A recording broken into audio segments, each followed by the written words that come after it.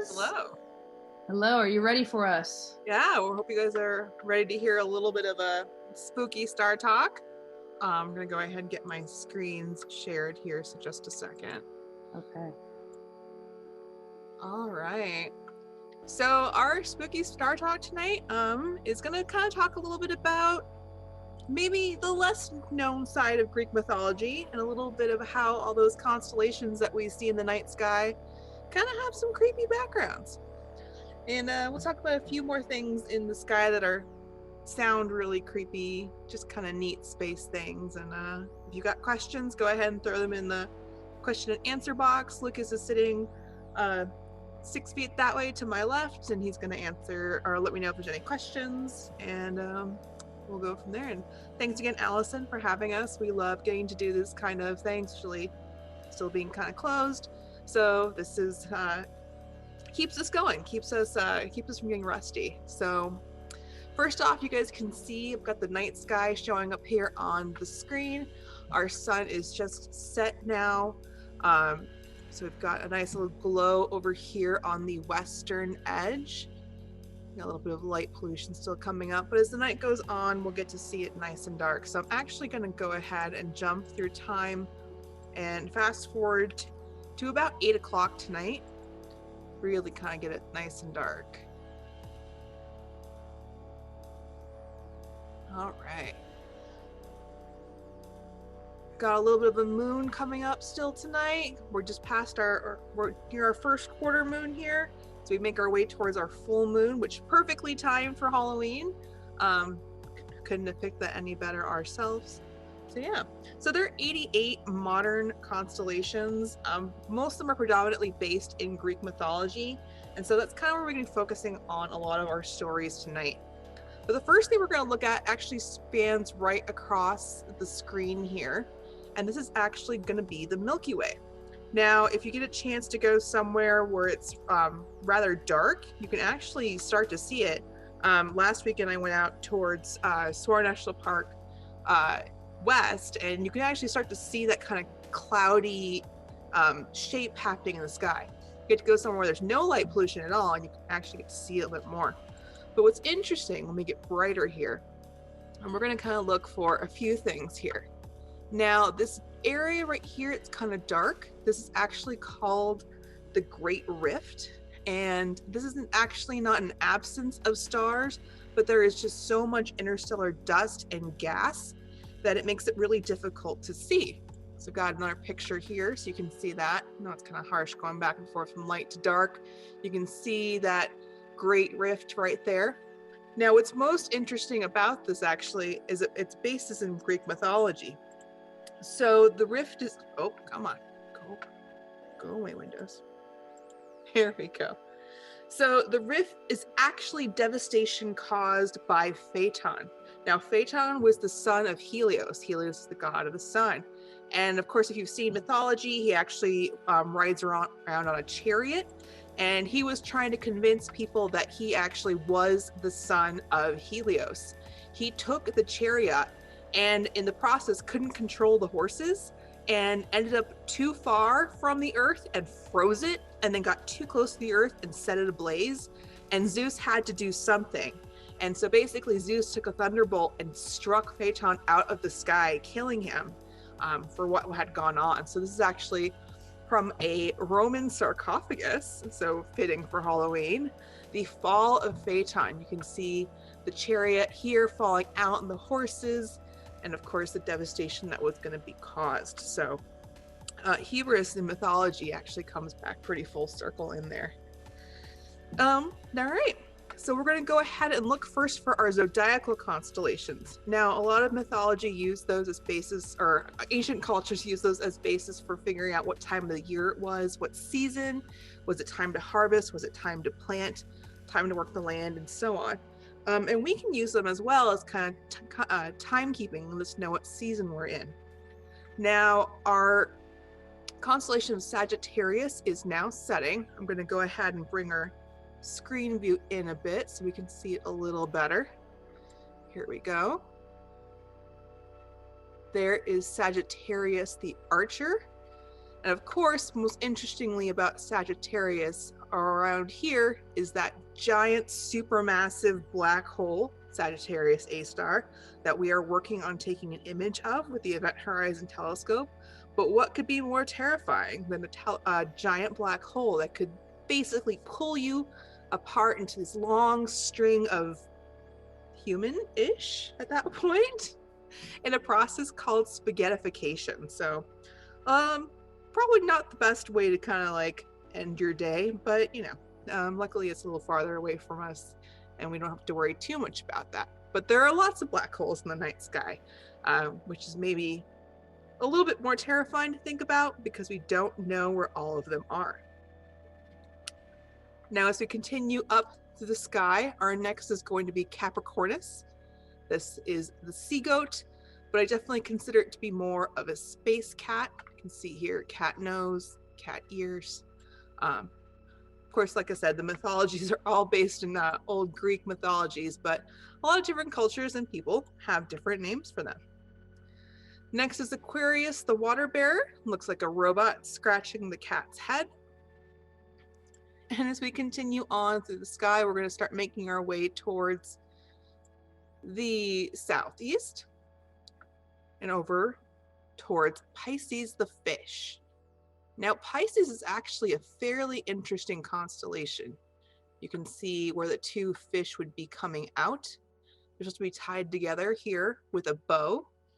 And what I thought was quite interesting about Pisces is it actually represents two koi fish, Aphrodite and her son Eros. There was the monster of all monsters, Typhon, who was son of one of the Titans in Greek mythology. And when he was on his unrest trying to overthrow Zeus, both Eros and Aphrodite turned into these koi fish to try and hide from Typhon. We actually have an image of what that looks like. Oh, we'll come back to those guys. Here we go. So this is Zeus with his lightning bolt attempting to strike down Typhon. Now, he was described in the different texts as being incredibly terrifying with wings, serpents as legs. Some texts in Odysseus's story actually he described him as having 100 heads of snake on his shoulders. So definitely not who you'd want to meet in a dark alley. All right, there we go. And as we continue to move through the night sky here, we have one more constellation visible, and it's going to be Aries the ram. Now, Aries is actually going to point to this little clusters of stars rising down in the east. This is going to be the Pleiades, or the Seven Sisters. Now, astronomically speaking, this is a cluster of a nursery of stars. There's a lot of interstellar dust and gas, and so we're an area of like star formation.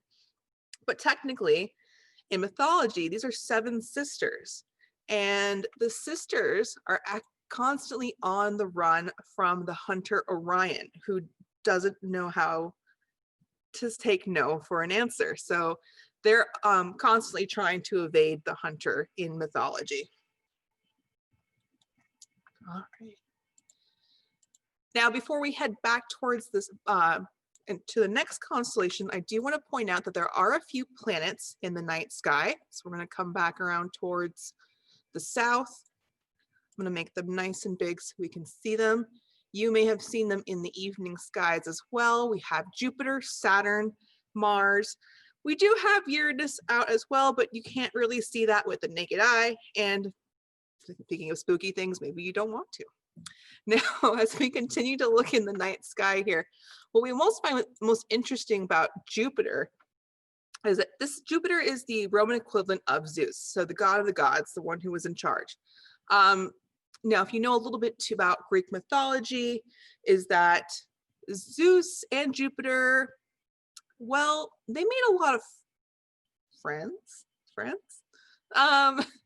And they were kind of all over the place. And Hera, or the wife in Roman, Juno, did not appreciate this. Now, what's kind of funny, and apparently NASA's got a great sense of humor, is that they sent the Juno spacecraft to keep an eye on Jupiter in space. But what I do want to share actually is the fairly terrifying noise that Juno experienced as it passed through the bow shock on Jupiter. Now, the bow shock is what happens when the magnetosphere of a planet interacts with plasma and the like from solar winds. Now, we're not stationary in our solar system. We're all moving around the sun. Everything moves as we move through space. So as we do that, we are going to incur things from solar winds. Like the Earth gets it. That's how we have our beautiful northern and southern lights. Now, when the spacecraft passes through that, the particles can actually be made so we can hear them. And it's a slightly terrifying sound. So we're going to play that for you here.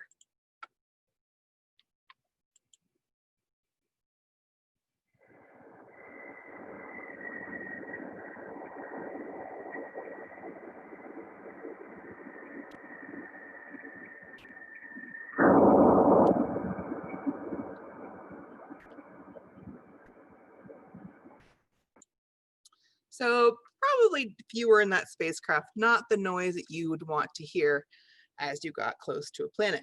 Not to mention the massive amount of radiation you're going to experience while you're in space. Juno experienced somewhere on the magnitude of 200 million rads of radiation, and we were having a really hard time quantifying that. So just imagine being hit with about 4 billion bananas, Lucas? Yeah, 4 billion bananas. So if you're allergic to bananas, I'm sure that would be terrifying, but just in general, all of a sudden being rained down upon with 4 billion bananas. So yeah, radiation is also a very crazy thing. And in space, that is something we have to take in consideration. The minute we leave our orbit or our atmosphere, we're being bombarded with space radiation. And so we do have to take that in consideration when we send people and spacecraft into space. Now, in the southern part of our sky, there's not a lot left, but we are going to take a look at another constellation called Cetus. Now, Cetus is sitting right below where you find Pisces and Mars right now. And Cetus is part of another mythology story having to do with Perseus, Andromeda, and the Gorgon, or Medusa. So we're going to go ahead and I'm going to show you a picture of Cetus. Also probably something you wouldn't want to meet in a dark alley, although his face kind of does make me laugh, but still probably not who you want to meet there. All right. So we're going to go ahead and make our way towards the other side of the sky so we can go ahead and look for the rest of the characters in this story. So as we make our way towards the north, we're going to look for Cassiopeia, her husband Cephas, Andromeda, Perseus, and we'll give you a little background to that story. Now, at this point of the year, it's actually pretty difficult to find the North Star using Polaris, using the Big Dipper. So we're going to go ahead and use Cassiopeia for that. But we'll go ahead and bring her up. Realize I say go ahead a lot. I'm very sorry about that. Because when you're talking, all of a sudden you hear, words I've seen a lot. So here is Cassiopeia sitting right in the center of the Milky Way. Sitting below her is going to be her husband, King Cephas, above her. And I always say he looks like a house with feet running away from her because she's going to cause him a whole bunch of trouble. Now, to the left, the right of her is going to be Andromeda, the princess. Okay, so we've got our story kind of set here. So Queen Cassiopeia and King Cephas are ruling over Ethiopia, and Cassiopeia is like the Greek version of Snow White's evil queen. Incredibly vain, and tells everyone and anyone who will listen that she's the most beautiful one in the world. Now, Poseidon catches wind of this, and he's furious because he believes that his sea nymphs are the most beautiful. And he then intends to send his sea monster, Cetus, to destroy Cassiopeia's kingdom. Obviously, you might panic, as one might. So she goes to Zeus. She pleads and begs, is there anything that she can do to save her kingdom? And the idea was, well, offer another sacrifice. And this is where Andromeda gets a little bit shafted. So she is offered as sacrifice to Cetus the sea monster. She is tied to a rock and is going to be a snack. Now, luckily for her, Perseus is on the way. Now, Perseus is an interesting character as well. Now, he is the son of Zeus and Danae. Again, another character, that's another one of Zeus's children. King Acrisius was Danae's father, and there was a prophecy that his daughter's son was going to kill him. And Acrisius had no other heir, and in complete fear and panic of this, he locked Danae in a room. And of course, doing Zeusy things, this is how Perseus was born. So Perseus makes his way, actually falls in love with another princess, but is sent by her father to attempt to kill the Gorgon, and he figures, okay, I'm going to get rid of him this way. So he makes his way to Medusa's lair. Now, Medusa is actually the only mortal Gorgon, and she's only a Gorgon because of Athena.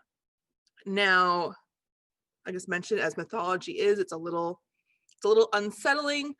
Basically, Poseidon and Medusa were in the temple of Athena. She didn't approve of what happened there, so she punished Medusa by changing her hair to snakes and by causing that anyone to look at her would turn to stone. So now they've got this monster, quote unquote monster, that they need to get rid of. So Perseus goes into the temple, and using his shield as a reflection, he's able to slay the Medusa, slicing off her head and basically putting it in a sack to take with him, which is a strange trophy. Now, out of the blood that was spilled from this comes Pegasus, the great winged horse. And actually, it's attached to Andromeda here in the night sky. So Perseus jumps on Pegasus, takes the head. They make their way back towards where he was coming from, but all of a sudden he hears screams and looks down and sees this maiden tied to a rock, going to be eaten by this hideous, slightly amusing, but hideous sea creature. So he dives down, pulls the head of the Gorgon out, shows it to the sea monster. The sea monster turns to stone and saves the day for that. So we'll tell a slightly different version when we tell this to young school kids, but we always remind them it's not a great thing to be super vain, and this might be a even more reason there. But what's also interesting about Hercules is actually here in his foot. So if you look at where my mouse pointer is going right now, and this is a star called Algol, or the demon star.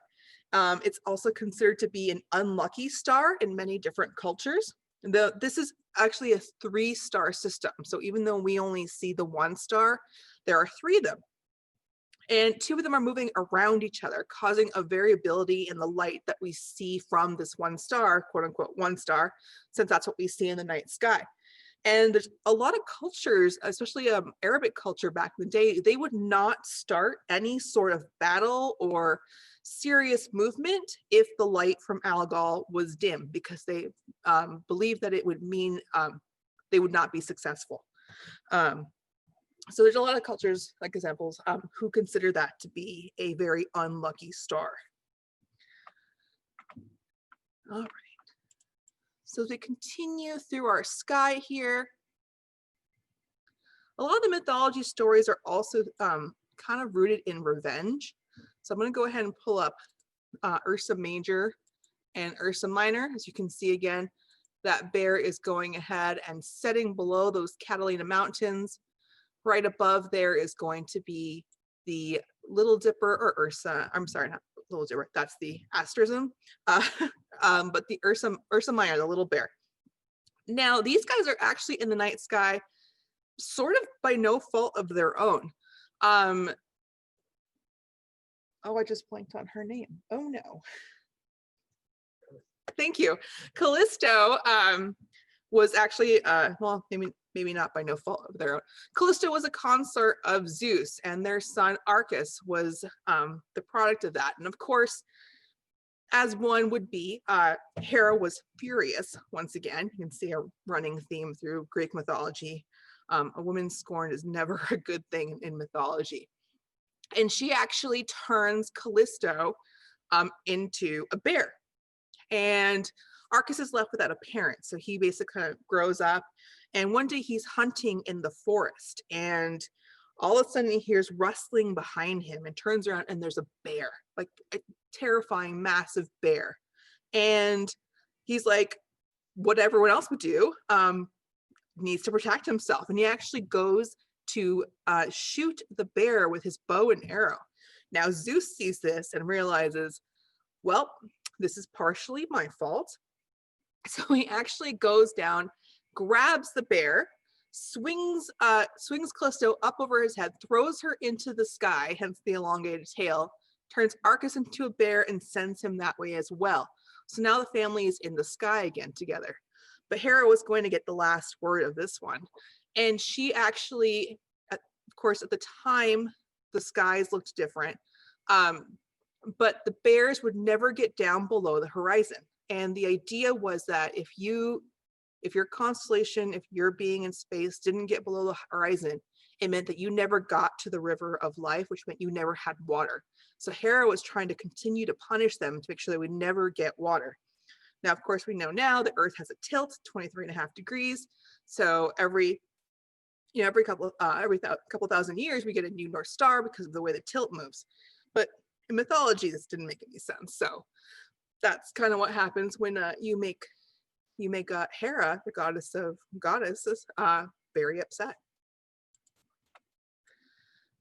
Now we're going to continue to move through the sky here towards our northwest for perhaps everyone's favorite Disney god, but maybe not the best Greek mythology god. We're actually going to look at Hercules. So he's sitting just to the west of the bears in the night sky. I can actually bring up the picture here. We'll jump through here. So this is the Hercules everyone knows. Hercules was a hero. Hercules was great. Everyone loved him. Hercules was a little different. The story we don't hear a lot is that Hercules was the son of Zeus and Alcmene. So again, another Zeus child. And Hera tried to kill him as an infant. She sent 2 witches to kill him. They were not successful. She sent serpents to crawl into his crib, which is terrifying. Did not kill him. So he continued to grow and made his way. Now, later on in his life, Hera drives him mad, not just like angry, but like crazy. And he ends up killing his family in rage and this madness. And when he finally comes out, he's beside himself, has no idea why or how this has just happened, and now has to redeem himself. So there are the 12 labors of Hercules of how he basically comes back and redeems himself for the madness that wasn't his fault, but still happened. And so you can see him in the night sky actually with another constellation, Draco, who is going to be to the right of him, kind of snakes between the bears. Oops, that's not Draco. There we go.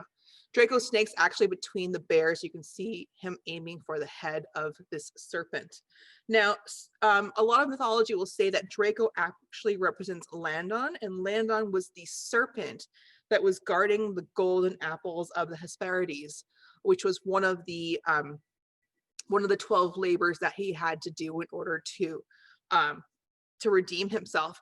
And even Hercules got kind of dragged for all of this. It got to the point where he had to rescue Cerberus, who is the 3-headed dog of Poseidon. And he had to use it as almost a leverage to be like, I did all of these things, I should get my redemption. So as you can see, mythology that we have heard and mythology that we have seen, they are both very different and have a lot of maybe less than pleasant stories than what we are used to, which kind of makes them a little spooky because we've tended to maybe romanticize these a little bit. And we have to remember that all these myths were basically used to teach lessons, and it's a little creepy. So I'm going to zoom out a bit and actually show you all of the constellations that you can see in tonight's night sky, and actually have some figures that go with them. And so those aren't even all of the stories that go with it, but it kind of gives you an idea of the different mythologies that are out there. Now, different cultures and different areas of the world also can have different names for a lot of these constellations and their own stories. We kind of focus on the Greek ones. It's the ones we tend to know best, but definitely worth digging into and getting into. Greek mythology is fascinating, and it's interesting to see how these stories have come and changed, and how the god versions in Greek versus Roman are different. So definitely dig a little bit into that. So, well, I hope you got to hear a few little spooky bits and get to go outside and take a look at the sky and actually think about these stories as you look for the constellations that we kind of talked about tonight. So yeah. So, hi, Jim. Hope everything is going well down where you guys are. Yes, and also we have a question too before we go to TAAA. Okay. Okay, so can you go into more detail about spaghettification? What does that mean? All right, spaghettification. So black holes are this mystery, this enigma still to us. I mean, we've gotten to the point where we've at least taken an image of them. But we're still trying to figure out the whole physics of all of this.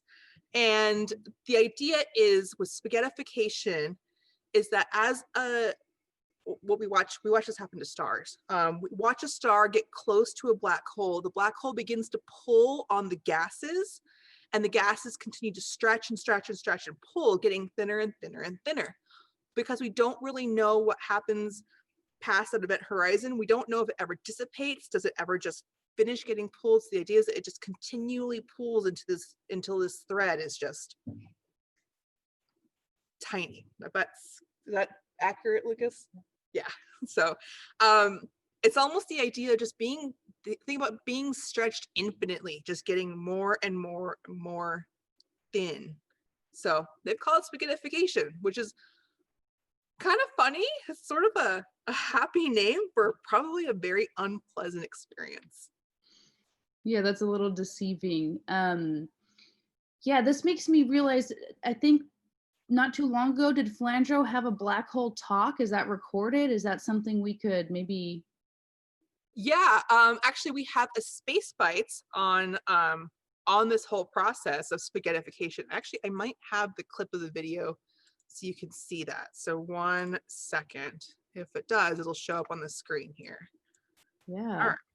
I do actually have it. Cool.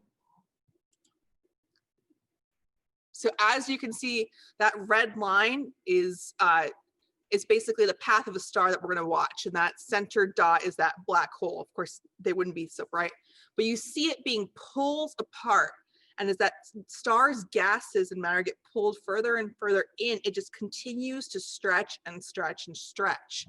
So that's one of the reasons we tend to see a lot of matter along those edges of the accretion disk of a black hole. It's all the stuff that's being pulled but not pulled in, which is something they're still trying to figure out, which is why there's an incredibly genius team of at the Event Horizon Telescope, many of those scientists that are here at the University of Arizona themselves, who are working to really figure this out, because all of this is based off of still a theory. Technically Einstein's theory of relativity is a theory, which is mind-boggling because we have so many things based off of it.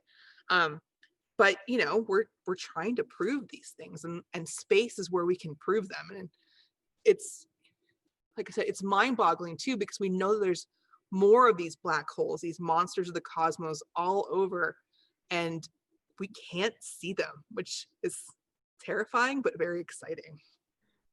The ultimate laboratory, but yeah, kind of hard to access sometimes. Yeah. Wow, thanks. Yeah, I'm glad you had that visualization too, because it's definitely hard to kind of.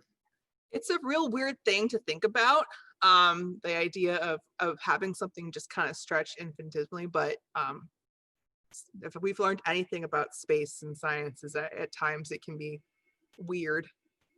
Yes, and then of course the thought of the physics we know and love breaks down at that boundary, and what happens after certification is the next thought, maybe. Yeah.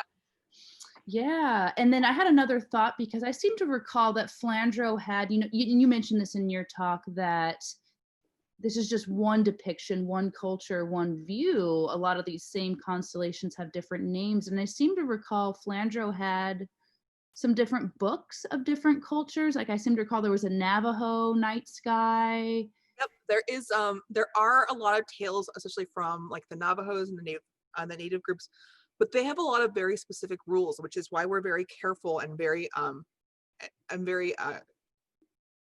we don't want to offend, because in a lot of those cultures you only talk about certain constellations and their stories during the time that they are up. So for us, in a lot of Greek mythology, you'll see some of these figures from summer all the way until late fall, and it's acceptable to talk about them, but that is their culture's stories, and we don't want to speak of them out of turn. So it's really interesting. That's another, if you're interested in mythology, I definitely suggest picking those up. Navajo stories to the night sky are just fascinating, and they're just beautifully told. So definitely check those out if you have never heard of them. Yeah, thank you. I think that'd be neat. I remember Flandrau, of course, probably can't go buy them at Flandrau, but U of A. Yeah, we used to have the books about it. I don't know if we still have them in the shop. And hopefully someday soon we'll be open again and can work with it is on our list to work with especially on campus, to be able to do a Navajo Star Talk, have them come in here and have them tell their stories, for us to be a conduit for that to happen. That's where my mind was going. I know we have Native American affairs on campus, and a lot of there's some representatives there. So I agree. And to speak to Flandrau's version of live Star Talks, it's a word of mouth kind of, and same thing for the Navajo culture. And I think the Tona Odom is similar. They only tell the stories of those objects when it's, directly up.